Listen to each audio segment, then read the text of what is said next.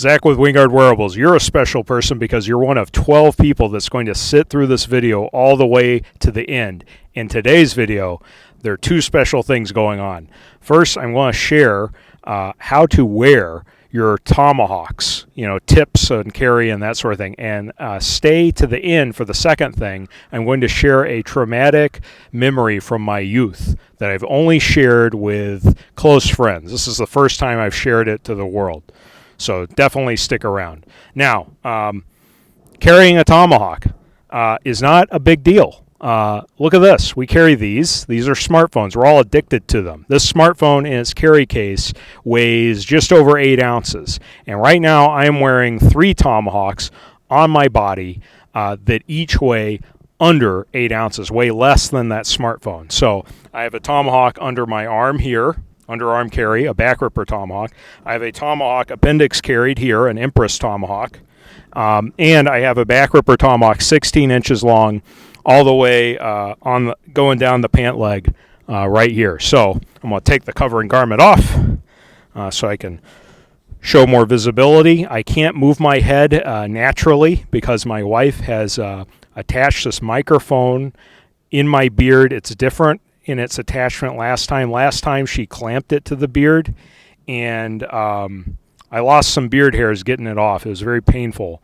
So now it's like nestled in there. There's this family of deer ticks, that grew in our backyard. They're like terrified because this thing is just, can you guys see this or not? I don't know. The beard is dark enough to hide it, all right? But just know my head, they're going to be like, why isn't his head moving? I'm afraid this thing's just going to fly off me, okay?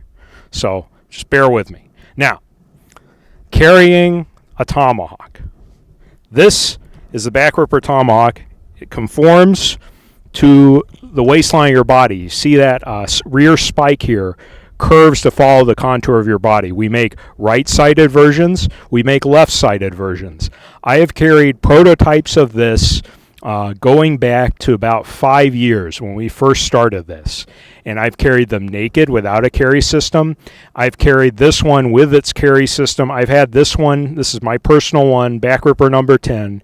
I've had this in my pants for over 3 years.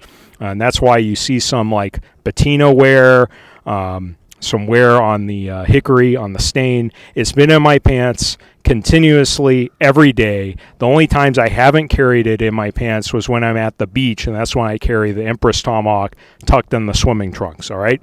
So the Backripper Tomahawk, when you carry it on your strong side, all right, there are some tips to make your carry comfortable.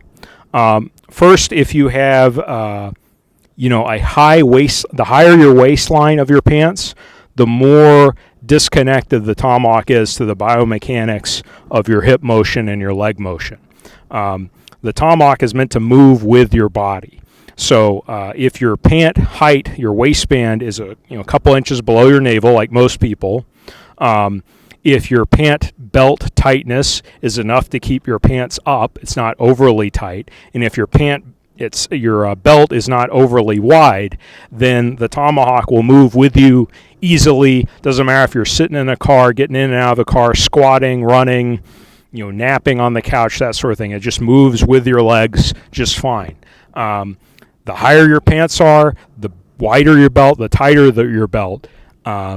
It'll still be comfortable to carry, but there will be lag because there's extra pressure on the tomahawk handle. So the more pressure, like I'm artificially exerting pressure with my fingers, the more pressure you have, the more the tomahawk handle will lag with the motion of your leg, and it will print more on the bottom of the pant leg. Now, important to note that printing with a tomahawk, it's like when you know that you are wearing a tomahawk, you get this artificial fear that other people are somehow going to get indicators that you're wearing a tomahawk too. When I wear my tomahawk, it's in this position. My shirt is usually tucked in for accessibility. So in a sense, it is openly carried. Like the head and carry system are exposed. The handle is down the pants just to be streamlined and keep it out of the way and keep it moving with my leg. I've only had 2 times where someone noticed and brought to my attention that, hey, you're you're wearing something different. First was a former Israeli Tier 1 operator. We were at some sort of, convention type place, and I was wearing an Empress Tomahawk in this position without a carry system, and he comes up to me cold. This is a bold guy. Without even introducing himself, and he says, "Nice battle axe in your pants." That was a surprise because that was the first time anyone had ever noticed it. And so we struck up a good conversation, and a couple of years later when the Empress Tomahawk product line was up and running, he bought one. Yeah, it's great. The second and only other incident that happened, we were at this Bible study, and there was this yacky church lady there, the kind that's like really talkative and bold in conversation, and she pointed at the tomahawk in this Bible study environment, so it's like in someone's house, and she's like, "What's that?" And I was like, "Oh yeah, it's the Backripper Tomahawk, you should get one, it's great, wears on your body." And she did not buy one. She was kind of horrified. But open carry, most people don't notice it. If there is a print issue with the bottom of the handle, and the bottom of the pants, like if you're wearing tight denim jeans and you're bending, it's going to print more. But no one's really looking for these things. I mean, you guys see how few people watch our channel. We only make 8 Backrippers a month, and we're sold out. Like, you would need millions of Backripper Tomahawks out in the world being used by criminals and being in the news all the time for people to catch on with the idea of like, ooh, there's this extra wrinkle on the pant. That guy's wearing a tomahawk. That just doesn't happen, all right? So, and you can easily resolve that issue by just untucking the shirt and covering it completely. You just got to clear that shirt out of the way to access the tomahawk. But, other carry tips, like I wear mine at a 330 position. Other people are going to find more comfort wearing it at a 3 o'clock or even a 4 o'clock. So, as carry tips go, for maximum comfort, dial in the pant waist height, your pant tightness, your belt tightness, and the carry position to dial in for ultimate carry comfort. And it really works great. It's not like something you get used to. If you dial it in right, you don't notice it's there. It's very difficult for me to convey over YouTube or social media how things physically feel on your body. But when we started designing the Backripper Tomahawk from the get-go, everything was about ergonomic comfort. And my baseline for comfort was lounging in my own house wearing boxer briefs because that's what I love to wear. I'm a hot-natured person. I'm from Alabama. I get hot all the time. When it's summer in Alabama, it's like that Vin Diesel movie with the 3 suns. It's just, it's brutal. And so when I'm up here in Pennsylvania, it still gets hot. And I just wear the boxer briefs. That's it. And I do wear the Backripper Tomahawk tucked in the boxer briefs. All you need to wear it is just clipping into a waistband. It doesn't matter if there's a belt, if it's gym shorts, boxer briefs, a 3-piece suit. I prefer to carry my Tomahawk in this fashion because it's consistent across all those contexts. It's in the exact same position so I can rapidly access it. But yeah, in fact, I discovered that carrying a Tomahawk was easier than carrying a smartphone because, half the year I'm just in my house wearing boxer briefs doing work and stuff or lounging around. And I'm holding this smartphone like an ape holding a rock because there's no pocket in your boxer briefs. This thing was falling all over the place. But this guy, Backripper, tucked in there, no problem. So it can access very quickly. And we aren't going to go into quick draw tips and stuff in this video, but, with training, and with practice and with carrying it every day and using it every day for practical utility tasks, you're going to be getting this thing out in well under 2 seconds. And you can push to like 1 second, some fractions of a second above for the quick draw. So that's a very consistent carry position. That's what it's designed to do. The other way you can carry a Tomahawk, I've got an Empress Tomahawk, and it is Appendix carried. Now, this is a Molly Empress Tomahawk. It's about 11.5 inches long.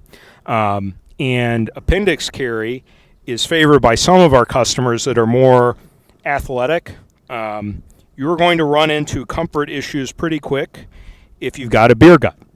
If you have a big protruding beer gut, or if your pant height is higher, then appendix carry, bending at the waist and stuff, becomes a comfort issue. And that's the same thing with appendix carry of handguns. Appendix carrying a handgun is notorious for being uncomfortable. I appendix carry a snub-nosed revolver in this location, and the mass and the volume of the handle protruding out is way more uncomfortable than appendix carrying the Tomahawk. You do have a length restriction on how far you can go with appendix carry. Like with the Backripper, it's 16 inches long. That's the base of the handle there. You really can't go much over 13 inches appendix carry. This is 11.5 inches bottom of the pommel here. And bending at the waist, it doesn't print. But if you're wearing really tight denim jeans, like hipster jeans, and you're wearing this, with like a 11.5, 13-inch Tomahawk down there, it's going to print more. You're going to be popular with ladies and some men. But, if you're wearing conventional thickness pants of a darker color, it won't print as much, and it's very accessible with either hand. So that's an advantage of appendix carry, is accessibility. When in a sudden self-defense encounter, you're clenching down to your core to protect your core. It's a natural position to access, but again, you got to be a trimmer person and have a pant waistline that's a couple inches below the navel. Oh yeah, I guess we'll talk about underarm carry. Now, I did a very simple underarm carry system. Our Tomahawks, I'll just show you a close-up here. Our carry systems are very simple. They're just two Kydex covers here, two Kydex covers on the axe side, the spike side, and then shot cord, which always goes against your body, and these strong alligator clamps. And these strong alligator clamps will clip onto your waistline, the waistband of your pant, or they'll clip on to this paracord. I have a loop of paracord. I tied it to a proper loop and crossed it, stuck my arms through it. They're at the right tension. You can pick up paracord, or better yet, flat stock is even more comfortable. Flat stock is just paracord without the strands inside. But you got the paracord, you got the strong alligator clamps clipped in here and here, and you can draw it really quick. You have to have a covering garment over it for concealed carry, but when you get that cleared and you draw it, this is a sub 1 second draw. It's very fast, and it is quite comfortable to carry. But because you need that covering garment, or at least a shirt on for like comfort issue, it doesn't work across all contexts the same, and your covering garment is going to make a difference. Like if you're wearing a tight-fitting suit jacket, like sports jacket, that's going to clear in a different way than like a heavy flannel shirt or other covering garments. So you got to practice and train to get it out really quick. So yeah, underarm carry works very well. Going back to 2007, I got a story to tell you about underarm carry. I first tried really hard to carry Tomahawks concealed back in 2007. This was years before the Backripper Tomahawk was even a bit of my imagination.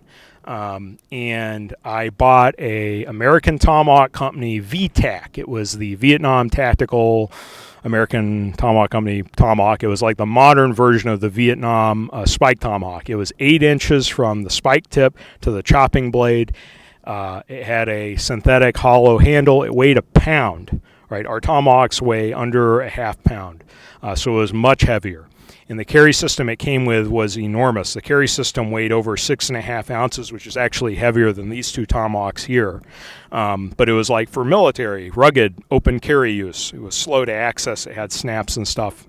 So I got a custom carry system made by Survival Sheath Systems, and they did a great job on it. It's just that it was a big spike Tomahawk head.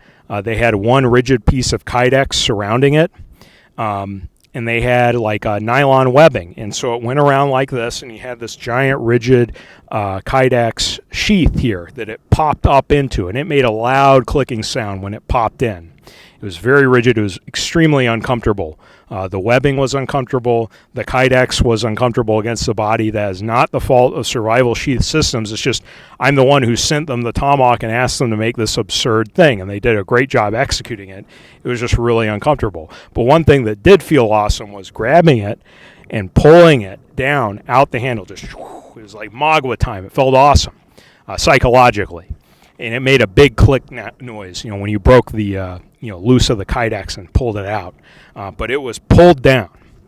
It's important to remember that Tomahawk had a sharpened beard. And because it felt so awesome to quick draw that thing all the time, I was doing it all the time. It felt awesome, and it worked every day until the day it didn't work. One time I quick drew it, and I was like, that felt funny. And I looked down, and I was wearing a wife beater t-shirt underneath to protect my skin from the abrasions of the webbing and stuff. And there was this rapidly expanding blood stain. I had quick drawed that Tomahawk with a sharpened beard, and that beard raked right through my love handle. It didn't hurt, but hey, blood's blood, and there was a good bit of it. So I healed without stitches. But underarm carry, some people out there, it works for them. For me, it worked till the day it didn't. I've got the scar to prove it. Thankfully, my back hair covers the scar, so I don't have to see it. But yeah, that was pretty painful. Well, just as a painful memory. It wasn't painful in the act. But yeah, underarm carry, you can't do it like straight down, pull down. You just pull it straight forward, straight out. It's ready to go. Full-length, choppy, rippy goodness. So that's definitely the way to carry it. I'm trying to think what other points. I'm just going to informally ask my wife what I'm missing. Oh, the traumatic story. All right, so I mentioned that I like to spend most of my time in my house just wearing boxer briefs and a Backripper Tomahawk. I have this quirk where, you got to eat in your house, right? I have to put on a shirt before I eat. And the reason I have this quirk is when I was a youth, I worked as an ice cream scooper at a water park. It was Point Mallard Water Park in North Alabama. And as a general rule, in a public like water park, anyone you want to see in a swimsuit is not wearing a swimsuit like that. They're wearing more conservative clothing. And anyone is the last person you ever want to see in a swimsuit, they're in a skimpy swimsuit. And so I was an ice cream scooper, and this guy comes in. He's wearing, some short swimming trunks, and he is a big barrel of a man. Big barrel-chested and hairy, like Lon Chaney Wolfman hairy. He was just clad. It was like a sweater. I'd never seen so much body hair in my life. And he had a tray of cheese fries. So these, the concessions in the rest of the water park, they would take these cheap fries and fry them. They're frozen, they'd fry them. And then they would dollop these globules of like this orange Velveeta cheese consistency thing. They would just dump it on there. So he had a tray of the cheese fries, and he sets it on top of the fridge where, the freezer where I'm scooping the ice cream. So I'm scooping the ice cream. I'm kind of horrified by Wolfman guy. It's like one of those things where you can't look away, and he's eating the cheese fries, okay? And so he grabs a cheese fry, and attached to it are several other cheese fries adhered by the cheese. And as he's making it from the tray to his mouth, the adhesion of the cheese could not overcome gravity, and gravity took a chunk of the cheese fries and it fell. And instead of falling to the floor, his gut and the inch of hair extending out of it caught the cheese fries. And I can remember scooping and looking up, and it caught there. And he plucked it out and ate it. And that is the last time, from there on, I have to wear a shirt when I eat. I can't tolerate seeing a man eat without wearing a shirt. That memory has been burned in my mind ever since. I've never shared that, but with close friends. Now I've shared it to the world. But yeah, you guys are special people, the 12 people that stuck around to the end of that video. Share it with a friend so 13 will have watched it and remember to be edgy.